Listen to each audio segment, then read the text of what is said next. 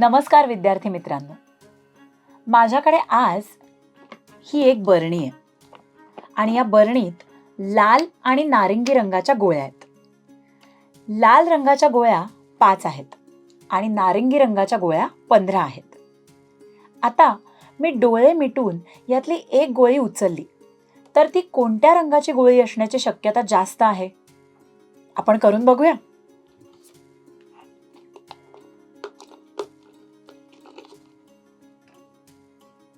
अरे वा, ही तर नारिंगी रंगाची गोळी मिळाली.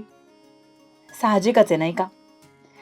आता या बरणीत नारिंगी रंगाच्या गोळ्या 15 आहेत आणि लाल रंगाच्या गोळ्या फक्त 5 आहेत. त्यामुळे बरणीतून उचललेली गोळी नारिंगी रंगाची असण्याची शक्यता अधिक आहे. यादृच्छिक प्रयोगातील एखाद्या अपेक्षित घटनेची शक्यता दर्शवणाऱ्या संख्येला संभाव्यता असं म्हणतात. आता समजा एका यादृच्छिक प्रयोगासाठी नमुना अवकाश S आहे आणि A ही त्या प्रयोगासाठी अपेक्षित घटना आहे. A या घटनेची संभाव्यता PA अशी दर्शवतात. A या घटनेची संभाव्यता PA बरोबर घटना A मधील नमुना घटकांची संख्या छेद नमुना अवकाशातील एकूण घटकांची संख्या बरोबर NA छेद NS. संभाव्यता संख्येने किंवा शतमानाने दर्शवतात. बरणीतील एक गोळी उचलणे या आत्ताच केलेल्या प्रयोगात बरणीत एकूण गोळ्यांची संख्या 20 आहे बरोबर. म्हणून NS बरोबर 20. आता समजा बरणीतून उचललेली गोळी नारिंगी रंगाची असणे ही घटना A आहे. बरणीत नारिंगी रंगाच्या गोळ्या 15 आहेत. म्हणून NA बरोबर 15. म्हणून उचललेली गोळी नारिंगी रंगाची असणे या घटनेची संभाव्यता PA बरोबर NA छेद NS बरोबर 15 छेद 20 बरोबर 3 छेद 4 ही संभाव्यता शतमानाच्या स्वरूपात लिहूया. म्हणून PA बरोबर 3 छेद 4 बरोबर 3 गुणिले 25 छेद 4 गुणिले 25 बरोबर 75 छेद 100 बरोबर 75%. आता समजा उचललेली गोळी लाल रंगाची असणे ही घटना B आहे. बरणीत लाल रंगाच्या गोळ्या 5 आहेत. म्हणून NB बरोबर 5. म्हणून उचललेली गोळी लाल रंगाची असणे या घटनेची संभाव्यता PB बरोबर NB छेद NS बरोबर 5 छेद 20 बरोबर 1 छेद 4 ही संभाव्यता शतमानाच्या स्वरूपात लिहूया. म्हणून PB बरोबर 1 छेद 4 बरोबर 1 गुणिले 25 छेद 4 गुणिले 25 बरोबर 25 छेद 100 बरोबर 25%. आधीच्या चित्रफितीत केलेल्या अभ्यासामुळे आपण सहज हे उदाहरण समजून घेऊ शकलो, हो की नाही? बरं, आता आपण अजून एक उदाहरण पाहूया.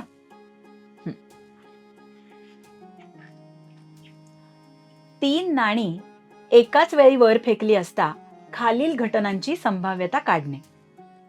1. कमीत कमी 1 छाप मिळणे. जास्तीत जास्त 3 छाप मिळणे किंवा एकही छाप न मिळणे. उकल. 3 नाणी वर फेकणे या यादृच्छिक प्रयोगाचा नमुना अवकाश लिहूया. S बरोबर HHH, HHT, HTH, HTT, THH, THT, TTH, TTT.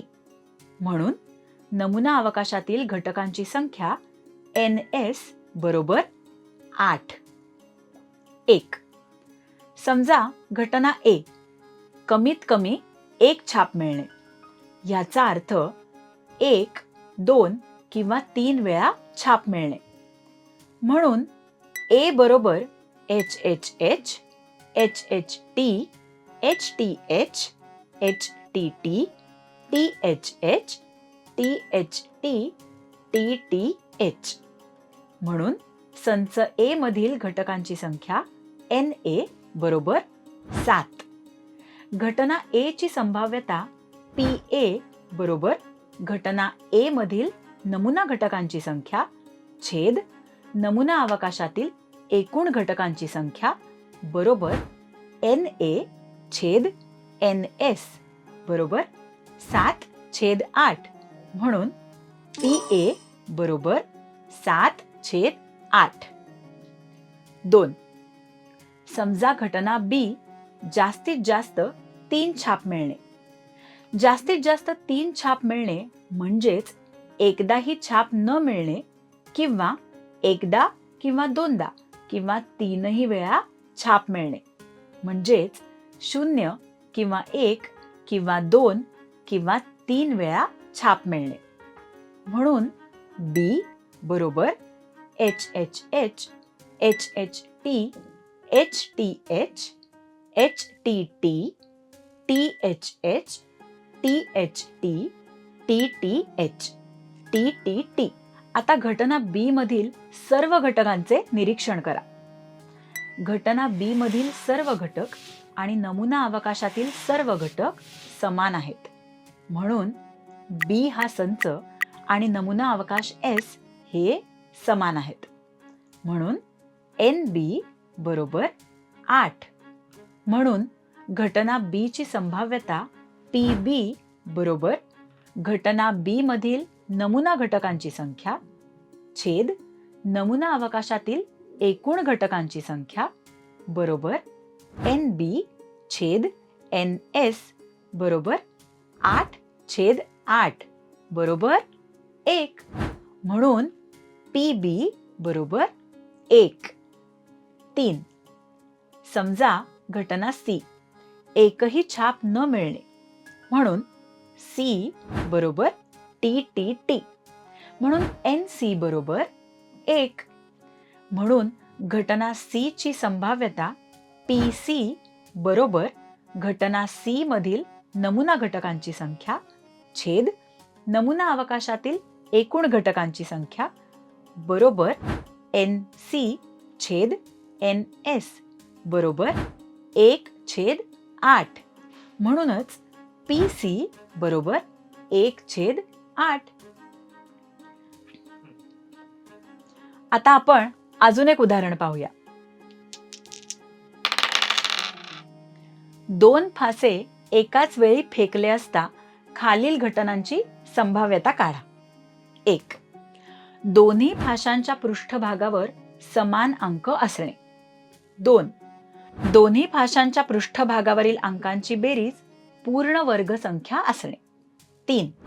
दोन्ही फाशांच्या पृष्ठभागावरील अंकांची बेरीज 13 असणे. 4. दोन्ही फाशांच्या पृष्ठभागावरील अंकांची बेरीज 12 किंवा 12 पेक्षा कमी असणे. उकल. 2 फासे एकाच वेळी फेकणे या यादृच्छिक प्रयोगाचा नमुना अवकाश लिहूया. S बरोबर 1 1 1 2 1 3 1 4 1 5 1 6 2 1 2 2 2 3 2 4 2 5 2 6 3 1 3 2 3 3 3 4 3 5 3 6 4 1 4 2 4 3 4 4 4 5 4 6 5 1 5 2 5 3 5 4 5 5 5 6 6 1 6 2 6 3 6 4 6 5 6 6. म्हणून NS बरोबर 36. 1. समजा घटना D दोन्ही फाशांच्या पृष्ठभागावर समान अंक असणे. नमुना अवकाशाचे निरीक्षण करा. दोन्ही फाशांच्या पृष्ठभागावर समान अंक असलेले घटक ओळखा. म्हणून D बरोबर 1 1 2 2 3 3 4 4 5 5 6 6. म्हणून ND बरोबर 6. म्हणून घटना D ची संभाव्यता PD बरोबर घटना D मधील नमुना घटकांची संख्या छेद नमुना अवकाशातील एकूण घटकांची संख्या बरोबर ND छेद NS बरोबर 6/36 बरोबर 1/6. म्हणून PD बरोबर 1/6. 2. समजा घटना N दोन्ही फाशांच्या पृष्ठभागावरील अंकांची बेरीज पूर्ण वर्ग संख्या असणे. नमुना अवकाशाचे निरीक्षण केल्यास असं दिसते की दोन्ही फाशांच्या पृष्ठभागावरील अंकांची बेरीज कमीत कमी 2 आहे आणि जास्तीत जास्त बेरीज 12 आहे. 2 ते 12 यामधील पूर्ण वर्ग संख्या आहेत 4 आणि 9. म्हणून दोन्ही फाशांच्या पृष्ठभागावरील अंकांची बेरीज 4 किंवा 9 असेल असे घटक आपल्याला शोधायचे. कळलं? N बरोबर 1 3 2 2 3 1 3 6 4 5 5 4 6 3. म्हणून घटना N ची संभाव्यता PN बरोबर घटना N मधील नमुना घटकांची संख्या छेद नमुना अवकाशातील एकूण घटकांची संख्या बरोबर NN छेद NS बरोबर 7/36. म्हणून PN बरोबर 7/36. 3. समजा घटना A म्हणजे दोन्ही फाशांच्या पृष्ठभागावरील अंकांची बेरीज 13 असणे. नमुना अवकाशाचे निरीक्षण केल्यास असे दिसते की दोन्ही फाशांच्या पृष्ठभागावरील अंकांची बेरीज जास्तीत जास्त 12 आहे. म्हणजेच दोन्ही फाशांच्या पृष्ठभागावरील अंकांची बेरीज 13 असणे ही घटना अशक्य आहे. म्हणून A हा रिक्त संच आहे. म्हणून A बरोबर रिक्त संच बरोबर फाय. म्हणून NA बरोबर 0. म्हणूनच घटना A ची संभाव्यता PA बरोबर घटना A मधील नमुना घटकांची संख्या छेद नमुना अवकाशातील एकूण घटकांची संख्या बरोबर NA छेद NS बरोबर 0/36 बरोबर 0. म्हणून PA बरोबर 0. 4. समजा घटना B दोन्ही फाशांच्या पृष्ठभागावरील अंकांची बेरीज 12 किंवा 12 पेक्षा कमी असणे.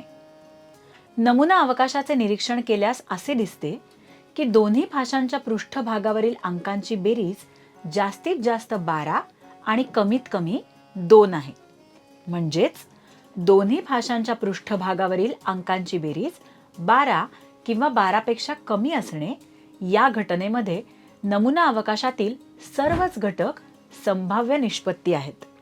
म्हणून B बरोबर S बरोबर 1 1 1 2 1 3 1 4 1 5 1 6 2 1 2 2 2 3 2 4 2 5 2 6 3 1 3 2 3 3 3 4 3 5 3 6 4 1 4 2 4 3 4 4 4 5 4 6 5 1 5 2 5 3 5 4 5 5 5 6 6 1 6 2 6 3 6 4 6 5 6 6.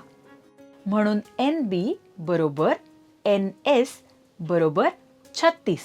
म्हणून घटना B ची संभाव्यता PB बरोबर घटना B मधील नमुना घटकांची संख्या छेद नमुना अवकाशातील एकूण घटकांची संख्या बरोबर NB छेद NS बरोबर NS छेद NS बरोबर 36 छेद 36 बरोबर 1, म्हणून PB बरोबर 1. आपण शोधलेल्या या सगळ्या संभाव्यतांच्या किमतींचे निरीक्षण करा बरं. काय लक्षात येतंय? या सर्व संभाव्यता 0 ते 1 या दरम्यान आहेत. म्हणजेच 0% ते 100% या दरम्यान आहेत. आता लक्षात ठेवा, कोणत्याही घटनेची संभाव्यता ही 0 ते 1 या दरम्यान असते. म्हणजेच 0% ते 100% या दरम्यान असते. जर E ही घटना असेल तर या घटनेची संभाव्यता PE असेल आणि 0 लहान किंवा बरोबर PE पेक्षा आणि PE लहान किंवा बरोबर 1 पेक्षा. म्हणूनच 0% लहान किंवा बरोबर PE पेक्षा आणि PE लहान किंवा बरोबर 100% पेक्षा. येते लक्षात? आपण काय शिकलो? 1. यादृच्छिक प्रयोगातील एखाद्या अपेक्षित घटनेची शक्यता दर्शवणाऱ्या संख्येला संभाव्यता असं म्हणतात. 2. एखाद्या अपेक्षित घटनेची संभाव्यता बरोबर अपेक्षित घटनेमधील नमुना घटकांची संख्या छेद नमुना अवकाशातील एकूण घटकांची संख्या. 3. संभाव्यता संख्येने किंवा शतमानाने दर्शवतात. 4. कोणत्याही घटनेची संभाव्यता ही 0 ते 1 या दरम्यान असते. म्हणजेच 0% ते 100% या दरम्यान असते. जर E ही घटना असेल तर या घटनेची संभाव्यता PE असेल आणि 0 लहान किंवा बरोबर PE पेक्षा आणि PE लहान किंवा बरोबर 1 पेक्षा. म्हणजेच 0% लहान किंवा बरोबर PE पेक्षा आणि PE लहान किंवा बरोबर 100% पेक्षा. स्वाध्याय 5, 2, 7, 6 यांपैकी अंक घेऊन अंकांची पुनरावृत्ती न करता 2 अंकी संख्या तयार करायची आहे. तर खालील घटनांची संभाव्यता काढा. 1. ती संख्या मूळ संख्या असणे.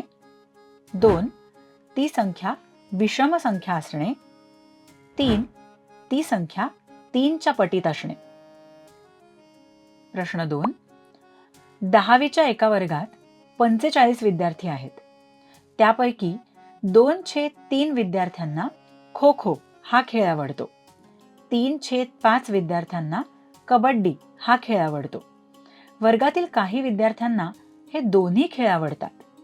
या वर्गातून एक विद्यार्थी क्रीडा प्रतिनिधी म्हणून निवडला तर तो खो खो आणि कबड्डी हे दोन्ही खेळ आवडणारा असेल याची संभाव्यता काढा. प्रश्न 3. व्यवस्थित पिसलेल्या 52 पत्त्यांच्या कॅटमधून एक पत्ता उचलला तर खालील घटनांची संभाव्यता काढा. 1. काढलेला पत्ता काळ्या रंगाचा असणे. 2. काढलेला पत्ता राजा असणे. 3. काढलेल्या पत्त्यावरचा अंक 5च्या पटीत असणे.